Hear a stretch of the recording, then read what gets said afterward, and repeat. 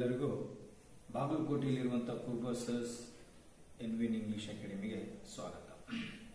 ಇಂದಿನ ಈ ವಿಡಿಯೋದಲ್ಲಿ ನಾವು ಒಂದು ಬಹಳ ಮಹತ್ತರವಾದಂತಹ ವಿಷಯವನ್ನು ಚರ್ಚೆ ಮಾಡಲಿಕ್ಕೆ ಹೋಗ್ತಾ ಇದ್ದೀವಿ.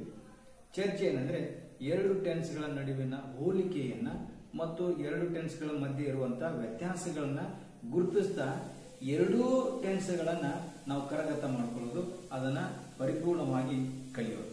ಇಲ್ಲಿ ನಾವು ವಿಷಯಕ್ಕೆ ತಗೊಂಡಂತ ಚರ್ಚೆಗೆ ತಗೊಂಡಂತ ಎರಡು ಕಾಲಗಳು ಪ್ರೆಸೆಂಟ್ ಪರ್ಫೆಕ್ಟ್ ಟೆನ್ಸ್ ಮತ್ತು ಪಾಸ್ಟ್ ಪರ್ಫೆಕ್ಟ್ ಟೆನ್ಸ್.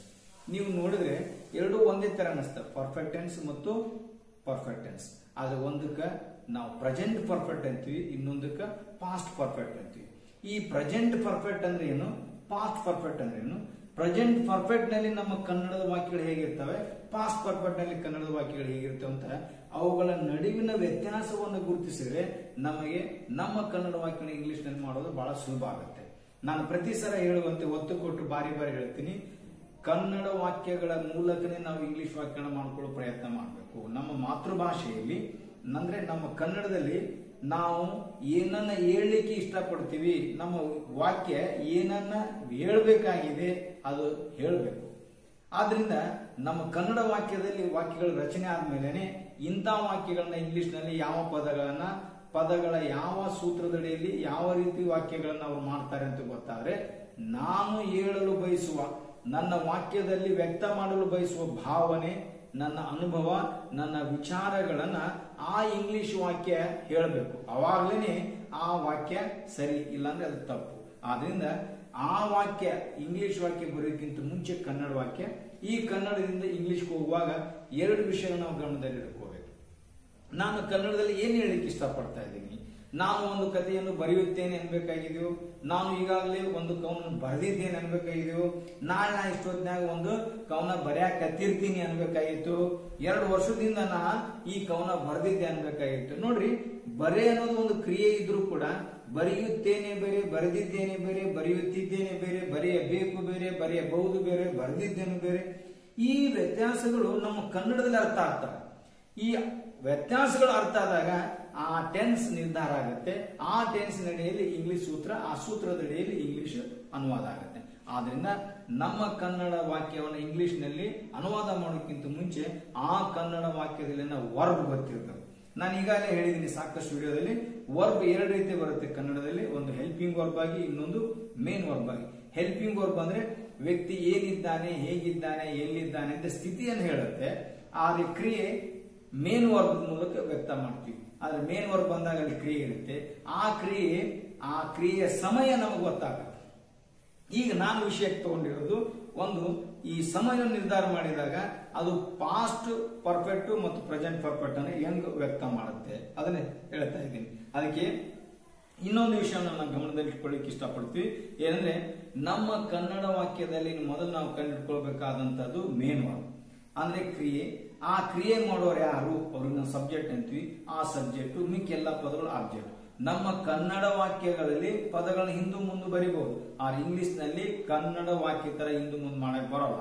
ಆ ಇಂಗ್ಲಿಷ್ ವಾಕ್ಯಗಳು ಫಿಕ್ಸ್ ಆದಂತ, ನಿರ್ಧಾರವಾದಂತ ಸೂತ್ರದಡಿಯಲ್ಲಿ ಹೋಗಬೇಕು. ಇಂಗ್ಲಿಷ್ ವಾಕ್ಯಗಳು ನಿಮ್ಗೆ ತಮ್ಗೆ ಗೊತ್ತಿರುವ ಹಾಗೆ ಸಬ್ಜೆಕ್ಟ್ ನಿಂದಲೇ ಪ್ರಾರಂಭ ಆಗಬೇಕು, ವರ್ಬದಿಂದ ಮತ್ತು ಆಬ್ಜೆಕ್ಟ್ ನಿಂದ ತಗೊಳ್ಬೇಕು.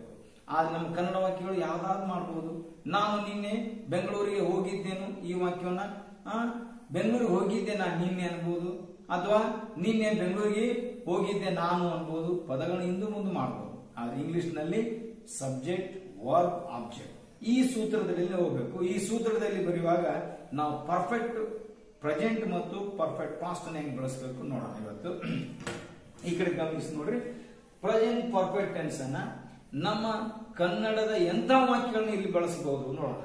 ನಮ್ಮ ಕನ್ನಡ ವಾಕ್ಯದಲ್ಲಿನ ಕ್ರಿಯಾಪದ ಸದ್ಯದ ಪೂರ್ಣಗೊಂಡಿರುವ ಕ್ರಿಯೆಯನ್ನು ಹೇಳ್ತಾ ಇದ್ರೆ, ಸದ್ಯದ ಪೂರ್ಣಗೊಂಡಿರ್ಬೇಕು, ಗೊಂಡು ಇರಬೇಕು, ಪೂರ್ಣ ಆಗಿರ್ಬೇಕು ಅಂತ ವಾಕ್ಯ. ಉದಾಹರಣೆ ಹೇಳ್ತೀನಿ, ನಾನು ಒಂದು ಕವನವನ್ನು ಬರೆದಿದ್ದೇನೆ. ನೋಡ್ರಿ, ಮೇನ್ ವರ್ಬ್ ಯಾವುದು, ಬರೆದಿದ್ದೇನೆ. ಬರೆದು ಇದ್ದೇನೆ, ಈ ಇದ್ದೇನೆ ಪ್ರೆಸೆಂಟ್ ಟೆನ್ಸ್.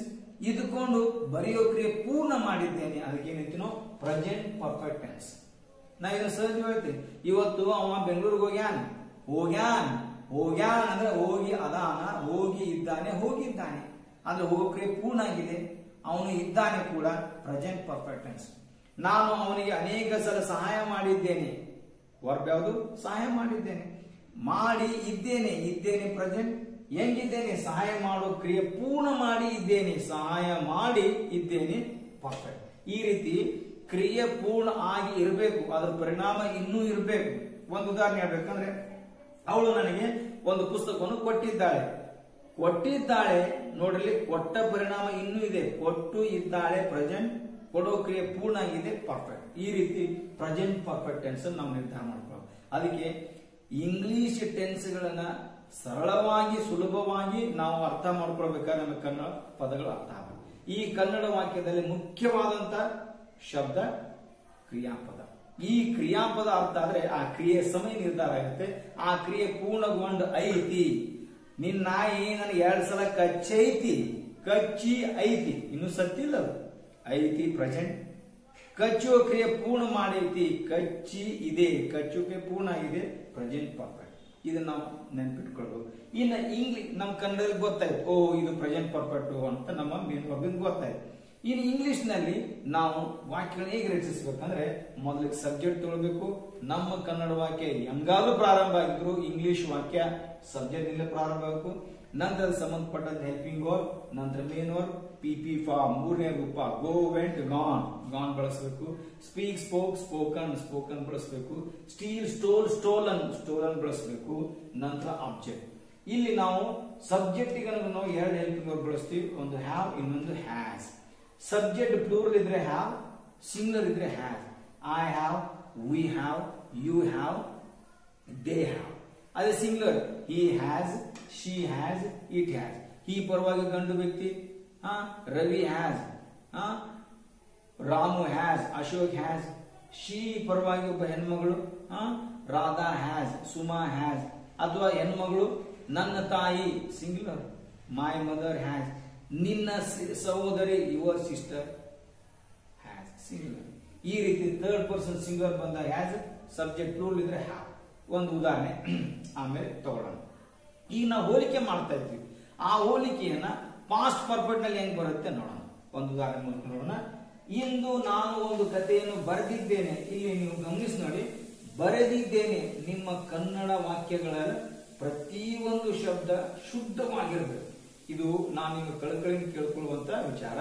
ಯಾಕಂದ್ರೆ ಎಷ್ಟೋ ವಿದ್ಯಾರ್ಥಿಗಳಲ್ಲಿ ಕನ್ನಡದ ಬಗ್ಗೆ ಗಂಭೀರತೆ ಇರದೇ ಇರೋದ್ರಿಂದ ಒತ್ತು, ದೀರ್ಘ, ರುಸ್ವ ಅವರು ಗಣನೆ ತಗೊಳ್ಳದಿದ್ರೆ ಕ್ರಿಯೆ ನಿರ್ಧಾರ ಆಗೋದಿಲ್ಲ. ನೋಡ್ರಿ,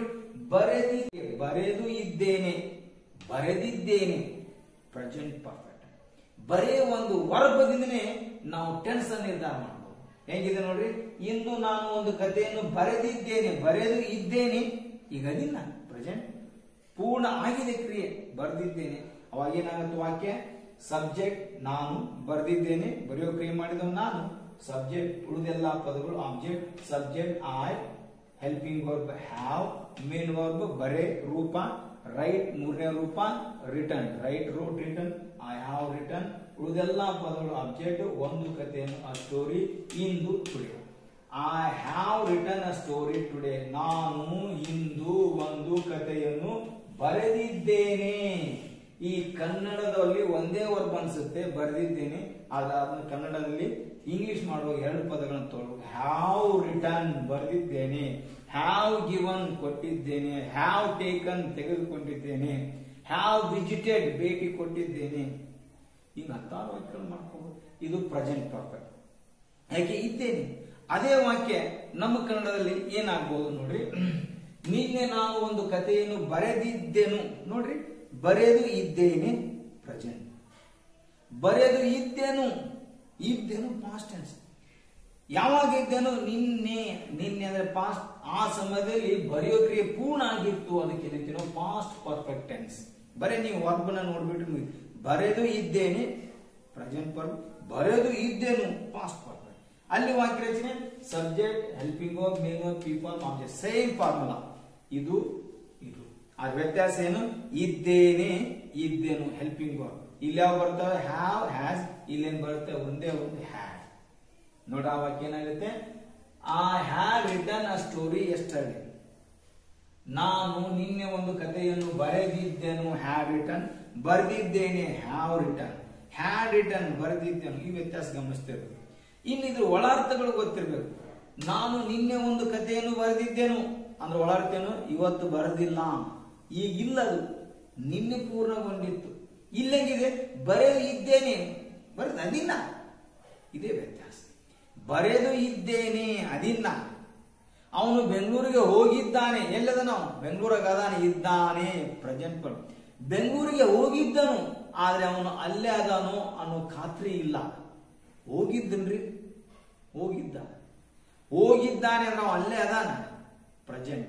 ಹೋಗಿದ್ದನು, ಈಗ ಎಲ್ಲದನೋ ಗೊತ್ತಿಲ್ಲ, ಆದ್ರೆ ನಿನ್ನೆ ಹೋಗಿದ್ದ ನಾವು. ಇವತ್ತು ಬೆಂಗಳೂರಾಗ ಅದನೋ ಮತ್ತೆ ಬೇರೆ ಕಡೆ ಅದನೋ ಅಥವಾ ಎಲ್ಲೋ ಗೊತ್ತಿಲ್ಲ. ಇದು ವ್ಯತ್ಯಾಸ ನೋಡ್ರಿ. ಈ ಟೆನ್ಸ್ ಅನ್ನು ಉಪಯೋಗ ಮಾಡುವಾಗ ಬಹಳಷ್ಟು ಜನ ತಪ್ಪು ಮಾಡ್ತಾರೆ ನೋಡ್ರಿ. ನಾನು 2019 SLC ಪಾಸ್ ಆಗಿದ್ದೇನು, ವಾಕ್ಯ ತಪ್ಪಿದೆ. ನಾನು 2018 ಪಾಸ್ ಆದೇನು ಅನ್ಬೇಕು. ಯಾಕೆ 2018 ಪಾಸ್ ಆಗಿದ್ದೇನ್ರಿ, ಆದ್ರೆ 2020 ನಂದು ರಿಸಲ್ಟ್ ಫೇಲ್ ಅಂತ ಬಂದೈತ್ರಿ ಅನ್ನೋ ಒಳ ಅರ್ಥ ಇರ್ತದೆ. ಅವ ನಿನ್ನೆ ನಮ್ಮ ಮನೆಗೆ ಬಂದಿದ್ದೇನ್ರಿ ಅಂದ್ರೆ ಇವತ್ತು ಬಂದಿಲ್ರಿ. ಈ ರೀತಿ ಪಾಸ್ಟ್ ಪರ್ಫೆಕ್ಟ್ ಅನ್ನ ನಾವ್ ಯಾವಾಗ ಬಳಸ್ಬೇಕಂದ್ರೆ, ಈಗ ಆ ಕ್ರಿಯೆ ಪರಿಣಾಮ ಇಲ್ಲ ಅಂದಾಗ ಹೋಲಿಕೆ ರೂಪದಲ್ಲಿ ಹೋದ ವರ್ಷ ಅವ ನಮ್ಮ ಮನೆಗೆ ಬಂದಿದ್ದೇನ್ರಿ ಅಂದ್ರೆ ಈ ವರ್ಷ ಬಂದಿಲ್ರಿ. ಹಿಂಗ್ ಒಳ ಅರ್ಥಗಳಿರ್ತಾವ. ಅದಕ್ಕೆ ನಾವೇನಂತೀವಿ ಪಾಸ್ಟ್ ಪರ್ಫೆಕ್ಟ್ ಅನ್ಸ್. ಆ ಪರಿಣಾಮ ಇನ್ನೂ ಇದೆ, ಪ್ರೆಸೆಂಟ್ ಪರ್ಫೆಕ್ಟ್. ಆ ಪರಿಣಾಮ ಈಗಿಲ್ಲ, ಪೂರ್ಣ ಆಗಿತ್ತು ಒಂದ್ ಕಾಲಕ್ಕೆ ಪಾಸ್ಟ್ ಪರ್ಫೆಕ್ಟ್. ವಾಕ್ಯ ರಚನೆಯಲ್ಲಿ ಒಂದೇ ಒಂದು ಸಣ್ಣ ಬದಲಾವಣೆ ಏನು, ಹೆಲ್ಪಿಂಗ್ ವರ್ಡ್. ಇಲ್ಲಿ ಹ್ಯಾವ್ ಆಸ್, ಇಲ್ಲಿ ಒಂದೇ ಒಂದು ಹ್ಯಾಡ್. ಮತ್ತು ಸಮಯವನ್ನು ಸೂಚಿಸುವಂತ ಪದಗಳು ಇಂದು ಬರೆದಿದ್ದೇನೆ, ಇಂದು, ಈ ವಾರ, ಈ ವರ್ಷ, ಈ ತಿಂಗಳು ಅನ್ನೋದು ವರ್ತಮಾನ ಕಾಲ, ಸದ್ಯದ ಕಾಲವನ್ನು ಸೂಚಿಸ್ತವೆ. ಆದ್ರೆ ಈಗ ನೋಡ್ರಿ, ನಿನ್ನೆ, ಮೊನ್ನೆ, ಹೋದವಾರ, ಹೋದ ವರ್ಷ, ಹೋದ ತಿಂಗಳ, 10 ವರ್ಷದಿಂದ, 2 ಗಂಟೆಗಳ ಹಿಂದೆ, ಹಿಂಗೆ ಹಿಂದೆ ಅನ್ನೋ ಸಮಯ ಸೂಚಕ ಪದಗಳಿರ್ತವೆ. ಅದೇ ವ್ಯತ್ಯಾಸ. ಪ್ರೆಸೆಂಟ್ ನಲ್ಲಿ ವರ್ತಮಾನವನ್ನು ಸೂಚಿಸ್ತವೆ, ಭೂತಕಾಲದಲ್ಲಿ ಹಿಂದಿನ ಸಮಯವನ್ನು ಸೂಚಿಸ್ತಿರ್ತಾವೆ. ನಾವು ಇದನ್ನು ಗಮನಿಸ್ಬೇಕು. ಇನ್ನೊಂದು ವಾಕ್ಯಕ್ಕೆ ಹೋಗೋಣ. ಈ ಸಲ ನೀನು ಅವಳಿಗೆ ಒಂದು ಸರವನ್ನು ಕೊಟ್ಟಿದ್ದಿ. ನಾವು ಆಡ್ಕೊಳ್ಳೋದಾಗ ಹೆಂಗಂತಿ, ಈ ಸಲ ಆಕಿ ನೀವೊಂದು ಚೈನ್ ಕೊಟ್ಟಿ, ಒಂದ್ ಸರ ಕೊಟ್ಟಿ, ಕೊಟ್ಟಿ, ಕೊಟ್ಟು ಇದ್ದಿ. ನೋಡಿ ಒತ್ತಕ್ಷರ, ಕೊಟ್ಟು ಇದ್ದಿ, ಅದಿ ಪ್ರೆಸೆಂಟ್. ಕೊಡೋ ಕ್ರಿಯೆ ಪೂರ್ಣ ಆಗಿದೆ, ಪರ್ಫೆಕ್ಟ್, ಪ್ರೆಸೆಂಟ್ ಪರ್ಫೆಕ್ಟ್. ಬರೀ ನಮ್ಮ ಕನ್ನಡದ ಕ್ರಿಯಾಪದಗಳ ಸೂಕ್ಷ್ಮವಾಗಿ ನಾವು ಗಂಭೀರವಾಗಿ ನೋಡಿಬಿಟ್ರೆ ಆ ಶಬ್ದ ಟೆನ್ಸ್ ಅನ್ನು ನಿರ್ಧಾರ ಮಾಡಿಬಿಡುತ್ತೆ. ಆದ್ರೆ ನಮ್ಮ ಇತ್ತೀಚೆಗೆ ವಿದ್ಯಾರ್ಥಿಗಳು ಕನ್ನಡದ ಬಗ್ಗೆ ಗಂಭೀರತೆ ಇಲ್ಲದಿರೋದ್ರಿಂದ, ಒತ್ತು, ದೀರ್ಘ ಇವುಗಳ ಬಗ್ಗೆ ಗಮನ ಇರದೇ ಇರೋದ್ರಿಂದ ಟೆನ್ಸ್ ಅರ್ಥ ಮಾಡ್ಕೊಳಕ್ ಆಗ್ತಾ ಇಲ್ಲ. ಕೊಟ್ಟಿದ್ದಿ, ನೀವು ನನಗೆ ಅನೇಕ ಸಲ ಮೋಸ ಮಾಡಿದ್ದೀರಿ, ಮಾಡಿ ಇದ್ದೀರಿ, ನೀನು ಮಾಡಿದ್ದಿ, ಮಾಡಿ ಇದ್ದಿ, ಪ್ರೆಸೆಂಟ್ ಪರ್ಫೆಕ್ಟ್. ಯಾರು ಮಾಡಿದವರು? ಕೊಟ್ಟಿದ್ದವರು ನೀನು, ಸಬ್ಜೆಕ್ಟ್. ಉಳಿದೆಲ್ಲ ಪದಗಳು ಆಬ್ಜೆಕ್ಟ್. ಕೊಟ್ಟಿದ್ದಿ, ಇದ್ದಿ, ಪ್ರೆಸೆಂಟ್. ಕೊಡೋ ಕ್ರಿಯೆ ಮೂರ್ನಾಗೈತಿ, ಪರ್ಫೆಕ್ಟ್, ಪ್ರೆಸೆಂಟ್ ಪರ್ಫೆಕ್ಟ್. ಅದನ್ನ ಸೂತ್ರ ಪ್ರಕಾರ ಜೋಡಿಸಿದಾಗ you have given her a chain this time, ಈ ಸಲ. ಕೊಟ್ಟಿದ್ದಿ, ಹ್ಯಾವ್ ಗಿವನ್. ಮೋಸ ಮಾಡಿದ್ದಿ, ಹ್ಯಾವ್ ಚೀಟೆಡ್. ಕದ್ದಿದ್ದಿ, ಹ್ಯಾವ್ ಸ್ಟೋಲನ್. ಕದ್ದಿದ್ದೀರಿ, ಹ್ಯಾವ್ ಸ್ಟೋಲನ್. 100 ವಾಕ್ಯ ಕಟ್ಕೊಳ್ಬೇಕು. ಇದೇ ಪಾಸ್ಟ್ ಪರ್ಫೆಕ್ಟ್ ಅಲ್ಲಿ ಹೆಂಗಿರುತ್ತೆ ನೋಡ. ಕಳೆದ ವರ್ಷ ನೀನು ಅವಳಿಗೆ ಒಂದು ಉಂಗುರನ್ನು ಕೊಟ್ಟಿದ್ದೆ. ನೋಡಿ, ಕೊಟ್ಟಿದ್ದೆ. ಈ ಅಕ್ಷರಗಳು ಸ್ಪಷ್ಟವಾಗಿ ಗೊತ್ತಿರಬೇಕು, ಸ್ಪಷ್ಟವಾಗಿ ಬರೀಬೇಕು ನಾವು. ಕೊಟ್ಟಿದ್ದೆ ಪಾಸ್ಟ್, ಕೊಟ್ಟಿದ್ದಿ, ಕೊಟ್ಟು ಇದ್ದಿ ಪ್ರೆಸೆಂಟ್, ಕೊಟ್ಟು ಇದ್ದೆ ಪಾಸ್ಟ್. ಕ್ರಿಯೆ ಮುಗಿದಿದೆ, ಪ್ರೆಸೆಂಟ್ ಪರ್ಫೆಕ್ಟ್, ಇದು ಪಾಸ್ಟ್ ಪರ್ಫೆಕ್ಟ್. ಈ ರೀತಿ ನಮಗೆ ಬೇರೆ ಬೇರೆ ಬೇರೆ ವಾಕ್ಯಗಳು ಅರ್ಥ ಆಗ್ತವೆ. ಅದು ಅರ್ಥ ಆಗೋದು, ನಿರ್ಧಾರ ಆಗೋದು ವರ್ಗದ ಮೇಲೆ. ಅದನ್ನ ನಾವು ಸರಿಯಾಗಿ ಅರ್ಥ ಮಾಡ್ಕೊಳ್ಬೇಕು. ಇದು ಬಹಳ ಗಂಭೀರವಾಗಿ ತೊಳ್ಬೇಕು. ಕನ್ನಡದಿಂದ ಇಂಗ್ಲಿಷ್ ಕಲಿಲಿಕ್ಕೆ ಬಹಳಷ್ಟು ಸುಲಭವಾದಂತ ದಾರಿ ಇದೆ, ಬಹಳ ಸರಳ. ಅದು ನಾವು ನಿಖರವಾಗಿ ಕಲಿಬೇಕು. ನಾನು ಒಂದು ಮಾತಿನಲ್ಲಿ ಹೇಳಿಕ್ಕೆ ಇಷ್ಟಪಡ್ತೀನಿ, ನಾವು ಕನ್ನಡದ ವಾಕ್ಯಗಳನ್ನ ಸರಿಯಾಗಿ ಅರ್ಥ ಮಾಡ್ಕೊಳ್ಳೋದೇನೆ ಯಾವ್ದಾವುದೋ ಅಂತ ಗೆಸ್ ಮಾಡಿ ಇಂಗ್ಲಿಷ್ ನಲ್ಲಿ ವಾಕ್ಯಗಳು ಬರೆದ್ರೆ ಬಹುಶಃ ಬಹಳಷ್ಟು ತಪ್ಪನ್ನು ನಾವು ಮಾಡ್ತೀವಿ. ಇಲ್ಲಿ ಗೆಸ್ ಮಾಡುವುದು ಅವಶ್ಯಕತೆ ಇಲ್ಲ, ನಿಖರವಾಗಿ ಗುರುತಿಸ್ಬೇಕು. ನಾವು ನಿಖರವಾಗಿ ಗುರುತಿಸಿದಾಗನೇ ಟೆನ್ಸ್ ನಿರ್ಧಾರ ಆಗುತ್ತೆ, ವಾಕ್ಯ ರಚನೆ ಸೂತ್ರಗಳು ತಿಳಿತವೆ. ಸೂತ್ರಗಳು ಇಂಗ್ಲಿಷ್ ಹೋಗ್ತೀವಿ ನೋಡ್ರಿ. ಕೊಟ್ಟಿದ್ದಿ, ಕೊಟ್ಟಿದ್ದೆ. ಕೊಟ್ಟು ಇದ್ದಿ, ಪ್ರೆಸೆಂಟ್ ಪರ್ಫೆಕ್ಟ್. ಕೊಟ್ಟಿದ್ದೆ ಪಾಸ್ಟ್ ಪರ್ಫೆಕ್ಟ್. ಇದನ್ನ ಅರ್ಥ ನೋಡ್ತಾರೆ. ಎಷ್ಟೋ ಹುಡುಗರು ಇದನ್ನ ಕನ್ಫ್ಯೂಸ್ ಮಾಡ್ಕೊಳ್ತಿರ್ತಾರೆ. ದಯವಿಟ್ಟು ಕನ್ನಡಿಗರು ಕನ್ಫ್ಯೂಸ್ ಮಾಡ್ಕೊಳ್ಳೋ ಅವಶ್ಯಕತೆ ಇಲ್ಲ. ಎಷ್ಟರ ಮಟ್ಟಿಗೆ ನಮ್ಮ ಕನ್ನಡ ಕನ್ಫ್ಯೂಸ್ ಆಗುತ್ತೋ ಅಷ್ಟರ ಮಟ್ಟಿಗೆ ಇಂಗ್ಲಿಷ್ ಕೂಡ. ಕನ್ನಡ ನಾವು ಶುದ್ಧವಾಗಿ ಕನ್ಫ್ಯೂಸ್ ಮಾಡ್ಕೊಳ್ಳಾರ್ದೇನೆ ನಾವು ಇಂಗ್ಲಿಷ್ನ ಚೆನ್ನಾಗಿ ಬರೀಬಹುದು. ಆದ್ರೆ ಅದು ನಮ್ಗೆ ಕನ್ನಡ ನಿಖರವಾಗಿ ಬರೆಯೋದು ಗೊತ್ತಾಗುತ್ತೆ. ಇನ್ನೊಂದು ವಾಕ್ಯ, ಈ ವರ್ಷ ಅವನು 2ನೇ ಬಹುಮಾನವನ್ನು ಗೆದ್ದಿದ್ದಾನೆ. ನೋಡ್ರಿ, ಒಂದೇ ನೀವು ಮುಖ್ಯವಾಗಿ ಕನ್ನಡ ವಾಕ್ಯ ರಚನೆ ಆದ ನಂತರ ಮೊದಲು ಕಂಡ್ಕೋಬೇಕಾಗಿದ್ದು ವರ್ಬ್. ಇಲ್ಲಿ ಗೆದ್ದಿದ್ದೇನೆ ವರ್ಬ್ ಅಂತ ವರ್ಬ್, ಮೇನ್ ವರ್ಬ್. ಯಾಕೆ ಗೆಲ್ಲೋದೊಂದು ಕ್ರಿಯೆ. ಗೆದ್ದಿದ್ದಾನೆ ಅದಾನವ, ಅದನ್ನ ಮಾಡ್ಕೊಂಡ ಅಂತ ಅವ ಈ ಸಲ 2ನೇ ಬಹುಮಾನ ಸೆಕೆಂಡ್ ಪ್ರೈಸ್ ಗೆದ್ದಾನ್. ಗೆದ್ದ ಅದಾನ್, ಗೆದ್ದ ಇದ್ದಾನೆ, ಗೆದ್ದಿದ್ದಾನೆ. ನಮ್ಮ ಆಡು ಕನ್ನಡದಲ್ಲಿ ಗ್ರಾಮರ್ ಇದೆ. ಆ ಗ್ರಾಮರ್ ಇದೆ ಅಂತ ಗೊತ್ತಾಗುವುದು ನಮ್ಮ ಆ ಕನ್ನಡದಲ್ಲಿನ ಆ ವಾಕ್ಯದಲ್ಲಿನ ವರ್ಬ್ ಗೊತ್ತಾಗ, ಅದು ಗೊತ್ತಾಗುತ್ತೆ. ಆಕಿ ಈ ಸಲ 2 ಬಹುಮಾನ ಗೆದ್ದಾಳ. ನನ್ನ ಮಗಳು ಈ ಸಲ 3 ಪ್ರೈಸ್ ತಂದಾಳ. ತಂದು ಅದಾಳ, ಪ್ರೆಸೆಂಟ್ ಪರ್ಫೆಕ್ಟ್. ನಿನ್ನ ಗೆಳೆಯ ಇದನ್ನ ಕೊಟ್ಟಾನ್, ಕೊಟ್ಟು ಅದಾನ್, ಪ್ರೆಸೆಂಟ್ ಪರ್ಫೆಕ್ಟ್. ಅದೇ ನಾವು ಇಂಗ್ಲಿಷ್ ನಲ್ಲಿ ಏನಂತೀವಿ, ಈ has won the second prize this year, this week, this time, this month, present. ಇದು ನಾವು ಅರ್ಥ ಮಾಡ್ಕೊಳ್ಳೋದು. ಅವನು ಈ ವರ್ಷ 2ನೇಯ ಬಹುಮಾನವನ್ನು ಗೆದ್ದಿದ್ದಾನೆ. Has won, present perfect. ಅದೇ ನಾವು ಪಾಸ್ಟ್ ಪರ್ಫೆಕ್ಟ್ ಏನಾಗುತ್ತೆ ನೋಡ್ರಿ, ಕಳೆದ ಸಲ ಅವನು ಮೊದಲ ಬಹುಮಾನವನ್ನು ಗೆದ್ದಿದ್ದಾನೆ. ನಾ ಸುಮ್ಮನೆ ಬದಲಾವಣೆ ಅಂತ ಹೇಳಿ 2ನೇ ಬಹುಮಾನ, ಈಗ 1ನೇ ಬಹುಮಾನ ಕೊಟ್ಟಿದ್ದೀನಿ. ನಾವು ಈ ಪದಗಳನ್ನ ಸರಳವಾಗಿ ತಿಳ್ಕೊಳ್ತೀವಿ. ಮುಖ್ಯವಾಗಿ ನಾವು ತಿಳ್ಕೊಳ್ಬೇಕಾಗಿದ್ದು ವರ್ಬ್. ಅಲ್ಲೇನಾಗಿ ನೋಡಿ, ಗೆದ್ದಿದ್ದನು ಯಾವಾಗ, ಹಿಂದಕ, ಹೋದ ಸಲ, ಹೋದ ವರ್ಷ. ಗೆದ್ದು ಇದ್ದಾನೆ ಯಾವಾಗ, ಈ ಸಲ, ಈ ವರ್ಷ, ಈಗ. ಗೆದ್ದಿದ್ದಾನೆ, ಗೆದ್ದಿದ್ದನು. ಏನ್ ಗೆದ್ದಿದ್ದನು, ಮೊದಲ ಬಹುಮಾನ ಗೆದ್ದಿದ್ದನು ಅಂದ್ರೆ ಈ ಸಲ ಮೊದಲ ಬಹುಮಾನ ಇಲ್ಲ, ತಿಳಿಲ್ಲ ಅಂತ ಹೇಳಿ ಮಾಡಿದ್ವಿ, 2ನೇ ಬಹುಮಾನ ಅಂತ ಬರುತ್ತೆ. ಅದಕ್ಕೆ ಈ ಕನ್ನಡದ ವ್ಯತ್ಯಾಸಗಳು ಗೊತ್ತಾದ್ರೆ ಪ್ರೆಸೆಂಟ್ ಪರ್ಫೆಕ್ಟ್ ಹೆಂಗಿರುತ್ತೆ, ಪಾಸ್ಟ್ ಪರ್ಫೆಕ್ಟ್ ಹೆಂಗಿರುತ್ತೆ ಗೊತ್ತಾಗುತ್ತೆ. ಅದನ್ನ ಇಂಗ್ಲಿಷ್ ನಲ್ಲಿ he had won the first prize last time. ಅವ ಹೋದ ಸಲ, ಕಳೆದ ಬಾರಿ ಮೊದಲ ಬಹುಮಾನವನ್ನು ಗೆದ್ದಿದ್ದನು, ಹ್ಯಾಡ್ ಒನ್. ಈ ರೀತಿ ನಮ್ಮ ಕನ್ನಡದ ವಾಕ್ಯಗಳಲ್ಲಿನ ಕ್ರಿಯಾಪದ ಕ್ರಿಯೆ ಸಮಯವನ್ನ ನಿಖರವಾಗಿ ತಿಳಿಸುತ್ತೆ. ಆ ಸಮಯ ಪೂರ್ಣ ಆಗಿದೆ ಅಂದ್ರೆ 1 ನಿಮಿಷ ಗಮನ ಕೊಟ್ಟು ಪೂರ್ಣ ಆಗಿದೆ ಅಂದ್ಮೇಲೆ ಆಗಿ ಐತು, ಆಗಿ ಇತ್ತು ಅನ್ನೋದು ಪ್ರಶ್ನೆ ಮಾಡ್ಕೊಂಡಾಗ ಆಗಿ ಇದೆ, ಹೋಗಿ ಇದ್ದಾನೆ, ಪ್ರೆಸೆಂಟ್ ಪರ್ಫೆಕ್ಟ್. ಹೋಗಿ ಇದ್ದನು, ಪಾಸ್ಟ್ ಪರ್ಫೆಕ್ಟ್.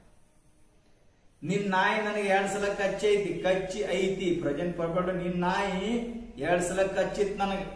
ಇದು ಯಾವಾಗ ಅನ್ಬಹುದು ಇಂಥ ವಾಕ್ಯನ, ಬಹುಶಃ ಆ ನಾಯಿಗೆ ಸತ್ತೈತಿ, ಅದ್ರ ಬಗ್ಗೆ ಮಂದಿ ಮಾತಾಡುವಾಗ ನನ್ನ ನಾಯಿ ಹಂಗಿದ್ದಿಲ್ರಿ ಅಂದಾಗ, ಮಗನ ನಿನ್ ನಾಯಿ ನನಗೆ 2 ಸಲ ಕಚ್ಚಿತ್ತೇಳ, ಸತ್ತು ಚಲೋ ಅಂತೇಳ.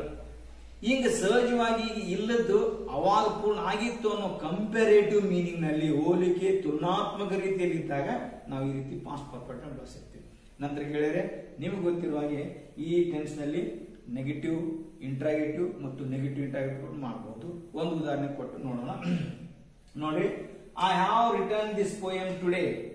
ನಾನು ಈ ಕವನವನ್ನು ಇಂದು ಬರೆದಿದ್ದೇನೆ. ನಾನು ಇಂದು ಈ ಕವನವನ್ನು ಬರೆದಿದ್ದೇನೆ. I have written this poem. I have not written this poem today. ನಾನು ಈ ಕವನ ಇವತ್ತು ಬರೆದಿಲ್ರಿ. Have I written this poem today? ನಾನು ಈ ಕವನ ಇವತ್ತು ಬರೆದಿದ್ದೇನೆ. Haven't I written this poem today? ನಾ ಈ ಕವನ ಇವತ್ತು ಬರೆದಿಲ್ಲವೇ?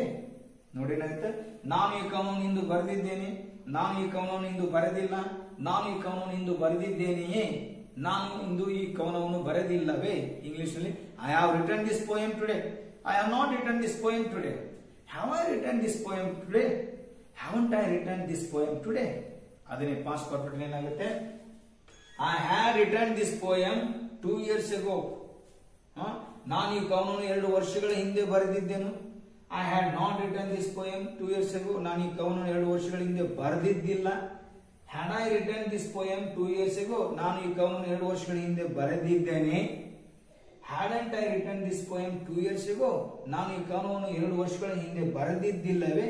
ನೋಡಿ ಸೂಕ್ಷ್ಮವಾಗಿ, ಹ್ಯಾಡ್ ರಿಟರ್ನ್ ಬರೆದಿದ್ದೇನು, ಹ್ಯಾಡ್ ನಾಟ್ ರಿಟರ್ನ್ ಬರೆದಿದ್ದಿಲ್ಲ, ಹ್ಯಾಡ್ ರಿಟರ್ನ್ ಬರೆದಿದ್ದೇನೆ, ಹ್ಯಾಡಂಟ್ ರಿಟರ್ನ್ ಬರೆದಿದ್ದಿಲ್ಲ.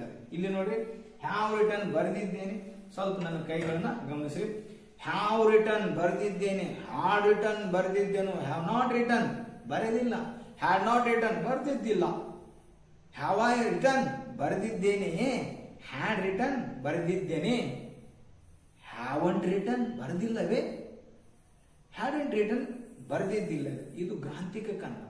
ಅದನ್ನು ಸಾಮಾನ್ಯ ಆಡು ಕನ್ನಡದಲ್ಲಿ ಹ್ಯಾವ್ ರಿಟರ್ನ್ ಬರೆದೀನಿ, ಹ್ಯಾಡ್ ರಿಟರ್ನ್ ಬರೆದಿದ್ದೆ. ಹ್ಯಾವ್ ನಾಟ್ ರಿಟರ್ನ್ ಬರೆದಿಲ್ಲ, ಹ್ಯಾವ್ ನಾಟ್ ರಿಟರ್ನ್ ಬರೆದಿದ್ದಿಲ್ಲ.